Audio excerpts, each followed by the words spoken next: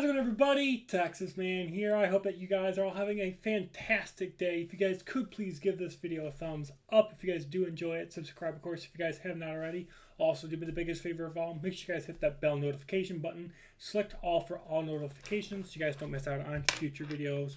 And I do stream on Twitch regularly at Douglas447, so make sure you guys head over there and follow. And as always, we're going to be talking positives and negatives, talking about the newest Justice League movie, Justice League Crisis on Infinite Earths Part 3. If you guys have missed out on my reviews of Part 1 or 2 or anything else Justice League related, I do have a Justice League playlist here on the channel. Highly encourage you guys to check it out. You guys can find that in the playlist area. I will also try to leave a link to that at the end of this video. Justice League Crisis on Infinite Earths came out here in 2024 recently, and of course it is the exciting conclusion not only to the Crisis on Infinite Earths trilogy, but it also is a culmination of all the past DC animated films. So if you've watched things such as Apocalypse War, War World, anything DC animated, whether that's like the original Batman series with Kevin Connery and Mark Hamill voice acting Batman and Joker. If you've watched Teen Titans, there's some payoff in here for you as well. If you've just, if you've watched anything DC animated, there's something in here for you that's going to pay tribute. It's going to pay off. And it's also probably going to piss you off as well. This movie, while it has a lot of great fan service, it has an original, fun, interesting story, I want to talk about the ending. The ending is probably what people are either going to be excited about because of what it proposes for the future of DC animated films, which I'm kind of curious to see how that's going to happen since James Gunn is now in control of the DC franchise, both live action and anime. And James Gunn himself has said that he wants the animated films to kind of go hand in hand. He wants the animated films to like coincide with the live action stuff. So that'll be interesting to see how that works. Me, I want solo Justice League adventures. I am kind of at a point now, since I've watched so many of these Justice League animated films, I want Justice League films that are not this like gigantic multiversal threat or a planetary threat. I want some Justice League stories that are a little more smaller in scale, go back to the roots and whatnot. And the way this film ends, I think it sets that up perfectly. The film ends basically with a reboot of the DC franchise. It wipes the slate clean. Now you might be thinking, didn't we get that with Apocalypse War? Didn't we kind of get that at the beginning of War World leading into the Justice League Crisis on Infinite Earths? Haven't we gotten a clean slate like at least 3-4 times now within these films? Yes, we have. However, how this does it, I think does it well enough that they're going to be able to set up a Justice League franchise that won't be as confusing to follow. Like, let's be honest, multiverse has been done to death. Multiverse is also very confusing. Having a bazillion different Superman, Batman, Wonder Woman, Aquaman, Flash, John Constantine, it allows for just so much confusion, and trying to have Earth 1 and Earth 2007 be different from each other is really difficult. So, the ending. It is a interesting ending, but I want to talk about the fact that I think it's underwhelming. This film, in of its own, I think it's underwhelming. Now, I don't think the film and the ending is bad. I just thought it was kind of underwhelming. Like you guys can see also, just by the cover of the movie, Supergirl dies. Okay? So that's not a spoiler. Supergirl dies. She dies in a heroic way. But it didn't impact me on an emotional level at all. Okay? We saw her in one movie before the Justice League Crisis on Infinite Earths. She shows up in Part 2. And then she's in Part 3 for a little bit. And then she dies. Her death was more like, oh, well, she's dead. Time to move on. Like, it was clear that she was going to die. And how she died was just so like, oh my goodness. She's going to sacrifice herself. And the problem also was that she kills herself to kill the Anti-Monitor, and then you realize, hey, there's an Anti-Monitor for every single Earth, so her death does nothing. Supergirl dies in this movie, and her death doesn't even, like, kill the actual threat to the Infinite Earth problem. Her death does not stop the crisis that's been happening. So she literally dies for no reason. Okay? She dies for no reason. And because she dies for no reason, and there's not another Supergirl around, by the way, this rebooted timeline that they're going to have in the future won't have a Supergirl in it. There won't be any more Supergirl in this DC animated thing. Unless they come up with some sort of bullshit magical time travel thing that brings her into this thing, the upcoming slate of animated films cannot have a Supergirl in it. And I think that's bad. That's really bad. That in this entire multiverse thing, there was only one Supergirl. So, it just, wow. There's some great cameos in here. We get to see the Teen Titan Tower. Obviously, this is the last acting performance from Kevin Conroy as Batman. Mark Hamill does voice Joker in here as well for a brief time. And honestly, I didn't notice that it was him until I actually saw the credits roll, because I could not hear Mark Hamill at all. So, yeah, just saying. So there's some great cameos in here. Like I said, some are okay, some are just like whatever. How the Justice League goes about defeating the numerous Anti-Monitors, they use this thing called the Miracle Machine. And so basically it's this special device, and it's just hanging out in a pocket dimension. And I'm like, you're going to tell me you had this MacGuffin device chilling in a pocket dimension, separate from the entire multiverse, and Supergirl and somebody else knows about it, and they just decide to mention it at the last possible moment to save the multiverse instead of using it sooner. And I'm just like, what? You're going to tell me this all-powerful device has been chilling in a pocket dimension since the beginning of the Crisis on Infinite Earths has been going. And now that Supergirl is dead and the entire multiverse is about to collapse into a complete oblivion, now you pull an ace out of your sleeve. Now we're just going to mention this device. It literally comes out of nowhere. It's never been mentioned in any past DC films whatsoever. This Miracle Machine just comes out of nowhere. Plus, the Miracle Machine, when they finally get to it, has to be powered up by a battery. And it can't be using the Green Lantern power. It can't be using, kryptonite or anything. No, it has to destroy an immortal being. Which can't be Superman, because he's mortal. I mean, he can literally get killed by kryptonite. So the only person that can die and sacrifice themselves to power the Miracle Machine, to save the multiverse, sort of, is Wonder Woman. What? What? So Wonder Woman literally dies in this movie. Oh.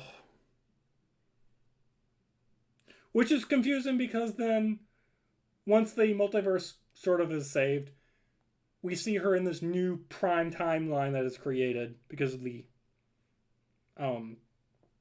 Miracle Machine. She's alive and well. But Supergirl dies and we don't know about her. It's really confusing. This entire movie just causes so many confusing moments in my head, and it also creates a lot of inconsistencies. That is the biggest problem with multiverse. Things don't make any sense. Things just happen. Things can just happen for the sake of it happening. So also, we also learned that the point and the reasoning behind the multiverse actually existing is that John Constantine, at the end of Apocalypse War, sent the Flash to try to go kill baby Darkseid. Do you guys remember that little joke at Avengers Endgame where War Machine, Hulk, I don't remember who it is. I know there was a third person. And they're talking in the room at Avengers headquarters. And they're like, why don't we just go travel back in time and rip baby Thanos up and prevent, the events of Infinity War from happening? That's what Constantine tells the Flash to go do, is kill baby Darkseid. The problem is that Darkseid is a fixed person. He's a fixed point in time. And killing him when he is a baby created the multiverse because he has to exist. As much as people hate Darkseid, killing him split the universe into two, and then it caused the multiverse to trickle and happen. The Anti-Monitor, while it is evil, is the solution to the creation of the multiverse and its spreading. So, the Anti-Monitor is actually the hero. The Anti-Monitors within this Crisis on Infinite Earth thing, they're actually the heroes because John Constantine messed up bad. And I think that's just kind of cool that a hero trying to save his world actually causes a gigantic multiversal problem. I think that was kind of a cool thing for them to do. This film is about 90 minutes long, and honestly, only like 40 minutes of it matters. There is also a lot of time wasted where the Justice League are fighting dinosaurs. Didn't we see that in part 1 or 2? So I don't know why they revisit that entire scene. That was a waste of like 5-10 minutes of screen time. Also, we get Batman versus Nazi zombies because of Scarecrow. I just like, there's certain points in this movie and I'm just like, why is this happening? How does this relate to the Crisis on Infinite Earth's plotline where all of existence is about to get turned into complete utter oblivion? Why is the Justice League fighting dinosaurs? Why are they fighting T-Rexes and Velociraptors? And how does this affect the plot? And then these like World War II people show up out of nowhere for the first time ever, trying to help the Justice League kill the dinosaurs and get them back to the time portal. And I'm just like, okay, who are these people? They show up for like 2 seconds and then they're gone. And I'm like, what was that? Huh? I guess they're a cameo, but I'm like, how does this affect the plot? At least when Warworld returns, as much as it was stupid of Warworld to return, I mean, I understand Warworld was the build-up, lead into the thing of this Crisis on Infinite Earths thing. But Warworld returns, and the moment it did, I just burst into laughter. Like, I was watching this movie, and I'm like, okay, this is kind of stupid, but it's also kind of dark. For a Justice League film, that's kind of good. But the moment Warworld returns, and it shoots this cannon thing at the Anti-Monitor's pulse beam thing, I'm just like, are you kidding me? They turned Warworld into the Death Star. Like, saying that out loud is hilarious. Literally, it has a Death Star cannon built into the planet. And it's just like, oh! Come on, DC. Come on. Quit ripping off of other sci-fi. Quit ripping off of other things. Oh, my head. So, lastly, let's get back to the ending. So, the multiverse is destroyed. Wonder Woman, at the end of the film, she ends up sacrificing herself. She dies. And she creates a prime timeline. So, everybody that is still alive and on Warworld after Supergirl sacrifices herself for no good reason. She does. She just dies for no reason because there's other Anti-Monitors that just show up. One for every Earth. So everybody that is alive on Warworld steps through this portal that shows up. And everybody, every Superman that goes through the portal they're all gonna get grouped up into one Superman on this one Earth. So the multiverse, once everyone goes through that wants to go through before the portal closes, the multiverse will get annihilated. So the Crisis on Infinite Earths does not get averted. It's just that everybody that's alive figures out a way for there to be a prime Earth, for there to be a prime universe. And that is how the film ends. I'm just confused at the fact that that's how the film ends. I'm just like, so you can't come up with a solution to wipe out all these Anti-Monitors because John Constantine messed up bad. It is a very underwhelming conclusion to this Crisis on Infinite Earths. And I'm just thinking, really? I watched 4.5 hours worth of Justice League stuff for them to lose.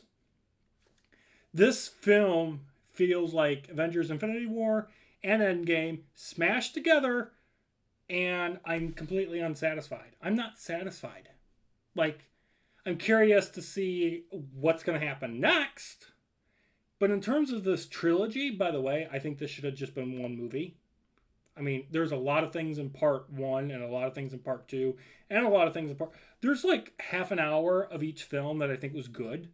And then there's a lot of filler stuff that I think should have been tossed out. This could have been an hour and a half long Justice League Crisis on Infinite Earths. This did not need to be 3 movies. There's no reason for it, okay? There is no need.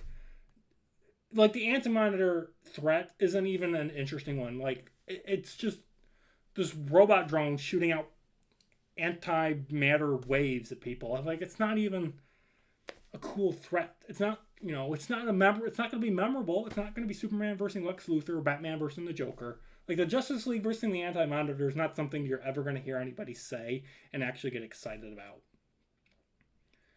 Guys, I'm disappointed. This being the ending of Crisis on Infinite Earths Part 3 is a joke. It's a joke. Okay? I don't know which of these 3 films I hate the most. And or which one I like the most. Like, I'd have to go back and rewatch my reviews of Part 1 and 2.